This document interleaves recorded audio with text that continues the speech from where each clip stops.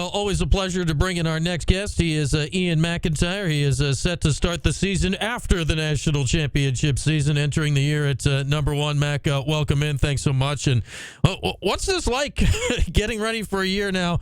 You know, you were off the radar last year. You're coming in with as big of a bullseye as could be on your back this year, starting the year at number one. Well, it's a good problem to have, certainly. A little bit different. We realize we've got some big challenges ahead, and they start on Thursday, but it's a very new group, a new season, and an opportunity to try to do something special together.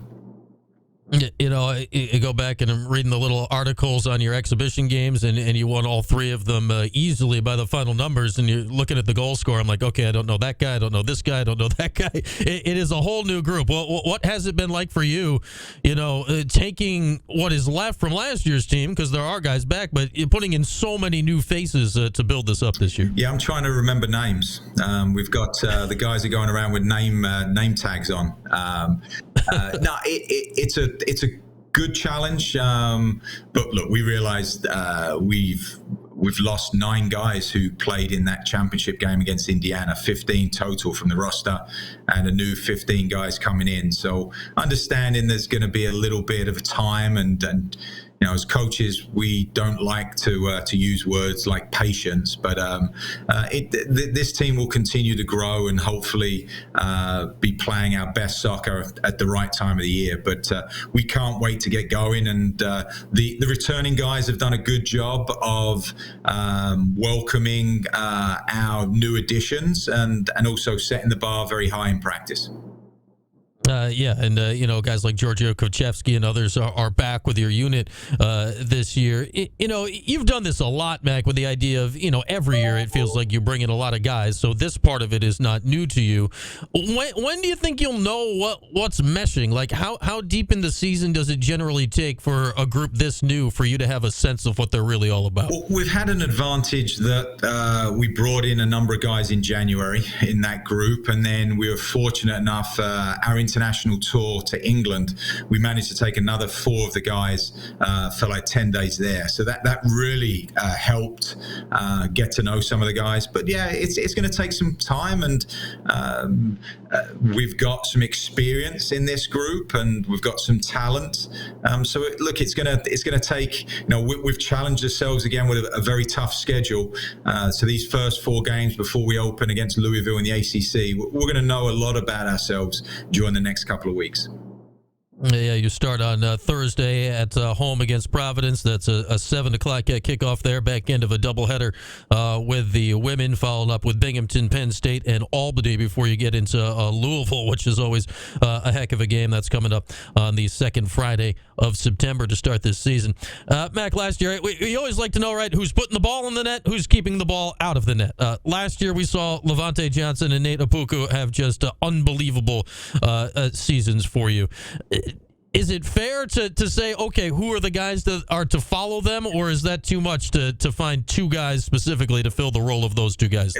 I think it's tough to replace a first-team All-American who was up for College Player of the Year, was a Herman Trophy finalist, and Nate Apoku, third-team All-American, signed directly by Leicester City. I think it's tough to replace those 2, but players like Lorenzo Baselli, Nick Kalukian coming in from Michigan has had a terrific start.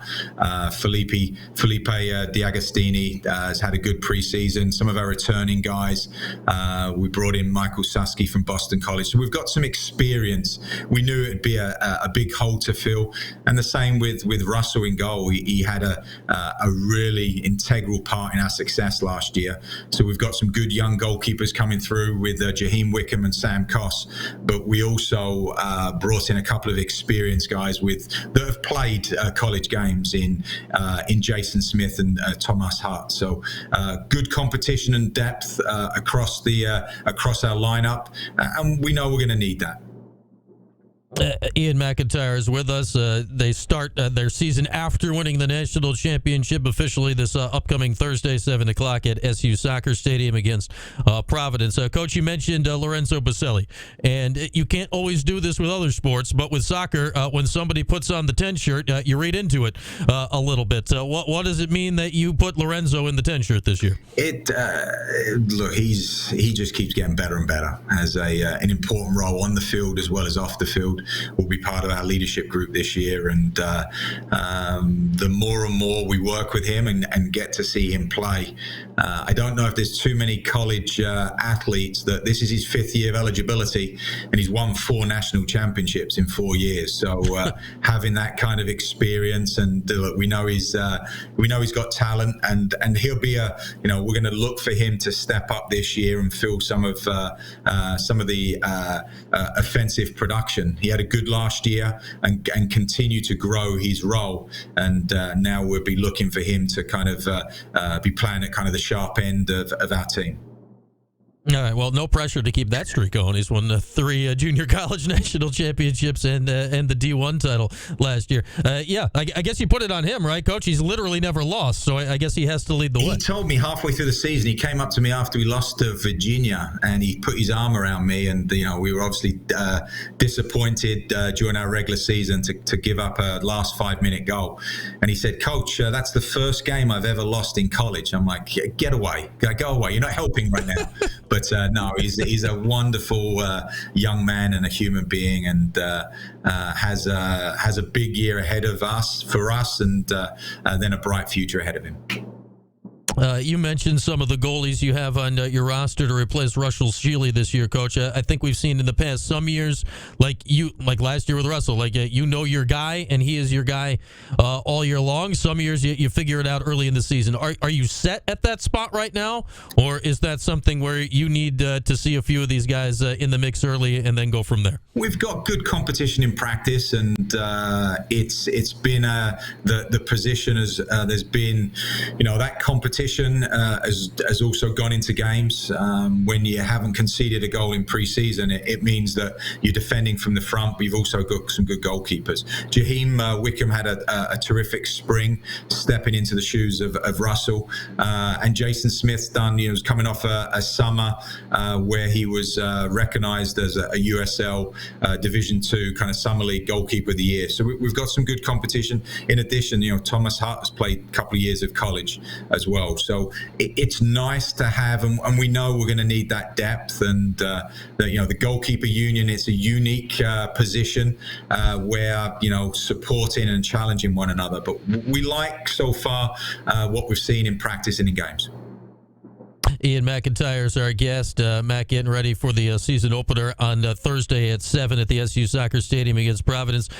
Shall I just assume, Mac, that the ACC is going to be a complete beast again this year? That feels like a pretty solid assumption any year you step out there. Yeah, we're the preseason number 1 team in the country, and we're the 3rd team in our division in the ACC. So it's we've got all across the board from on our side, Clemson, Wake Forest, Louisville, Duke's, is loaded. Virginia, Notre Dame, they're all from top to bottom. It's in all of our Olympic sports, but certainly in soccer and in our men's soccer, it's a wonderful gauntlet every year, and we know that we're going to have our hands full. Yeah, I mean, legitimately, if you finish last in your division, you could be the 20th best team in the country, and it's just kind of what it is in the ACC year in and year out. Mac, I wanted to ask you a bigger picture soccer question. It always seems whenever we have you on that there's something big going on in the soccer world, be it the World Cup or something else.